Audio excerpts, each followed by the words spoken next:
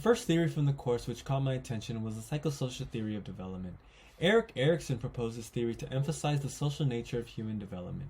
Erikson's proposed theory differed from many other popular developmental theories at the time, as he believed that personality developed throughout a person's lifespan rather than just during childhood.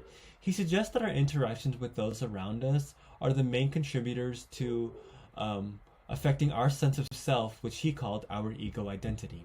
Erikson proposed that a need to achieve competence in our lives proves to be our primary motivation. The psychosocial theory of development suggests we experience 8 different stages of development, ranging from infancy to adulthood. The 8 stages of psychosocial theory of development are trust versus mistrust, autonomy versus shame, initiative versus guilt, industry versus inferiority, identity versus confusion, intimacy versus isolation, generality versus stagnation, and integrity versus despair. Present at each stage is a conflict or task we must resolve. If we are able to succeed in resolving the task, we feel a sense of competency and positive self-worth, while failure results in feelings of inadequacy. When it comes to the psychosocial theory of development, the theory was so meaningful to me because of the way I was able to see its applications to my life. When I read the descriptions for each of the theory stages, I was able to make a personal connection to each and every one of them. This emotional connection made me realize the importance of the psychosocial theory of development and how it provided a logical framework for my development and everyone else's development as well. A great example of a personal connection I was able to make with the theory was the industry versus inferiority stage, which takes place from ages 7 to 11. I can vividly remember during this time was when I started to compare myself to others and tested my abilities against them. When my comparisons made me recognize my abilities as competent, I felt accomplished and confident in myself. On the other hand, there were definitely times where I felt inferior, leading to doubt and anger in my mind. This emotional connection didn't only occur for specific stages of the theory, but every stage provided me with this feeling. The explanations the theory has provided me when it comes to my developments are why it has impacted me so much. The psychosocial theory of development has explained why I developed into the person who I am right now, which I highly value. In addition to explaining my past, the theory will have meaning for me in the future, which only adds to why it resonates to me so much. There are a few stages that I have yet to go through yet, and since this theory has explained my development so far, I have little doubt that it will also explain my future.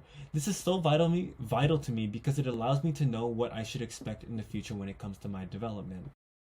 The second theory from the course that caught my attention was the cognitive theory of development that Jean Piaget proposed. When it came to Piaget's approach to development, he focused on cognitive growth. The central aspects of this theory were thinking and a child's inquisitive nature. He stated how children don't think and reason the same way adults do, but they eventually will as they get older. According to Piaget, an essential part of this development is schemata, which we use to help categorize and interpret information. As children reach adulthood, they will already have developed schemata for a variety of different things, which allows them to improve their understanding of the world around them. When it comes to our schemata, when we are presented with new information, we either assimilate or accommodate. When it comes to the cognitive theory of development, it suggests that our cognitive abilities develop through 4 different stages where they all have their own developmental issues. These 4 stages are sensory motor, pre-operational, concrete operational, and formal operational. Similar to the previously mentioned psychosocial theory of development, the cognitive theory of development was so meaningful to me because of the theory's impact and presence in my life.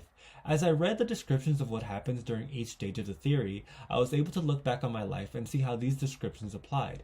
An example of this would be the concrete operational stage, and how during this stage is when a child begins to understand concrete events and perform arithmetical operations.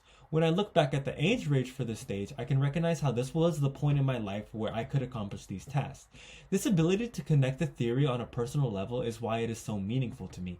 It helps provide me with an explanation of why I developed the way I did, cognitively. It also allows me to understand the process of my intellectual growth better.